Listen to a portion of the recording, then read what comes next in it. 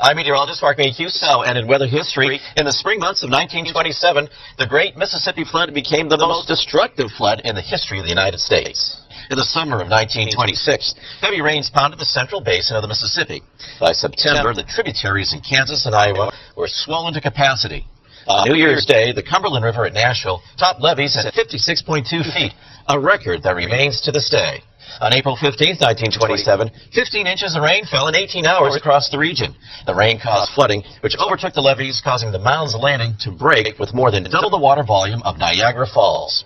The Mississippi River broke out of its levee system in 145 places and flooded 27,000 square miles. This water flooded an area 50 miles wide and more than 100 miles long.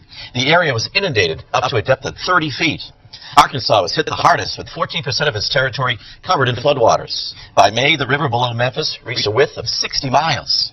As the flood approached New Orleans, about 30 tons of dynamite were set off on the Carnarvon levee and sent water pouring through.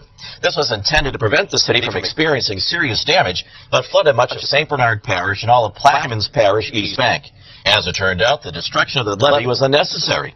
Several major levee breaks well upstream of New Orleans made it impossible for floodwaters to seriously threaten the city. Following the Great Flood, the Army Corps of Engineers built the world's longest system of levees under the Flood Control Act of 1928. Floodways that diverted excessive flow from the Mississippi River were constructed. The flood caused over $400 million in damage at the time and killed 246 people in 7 states. I'm Mark Mancuso.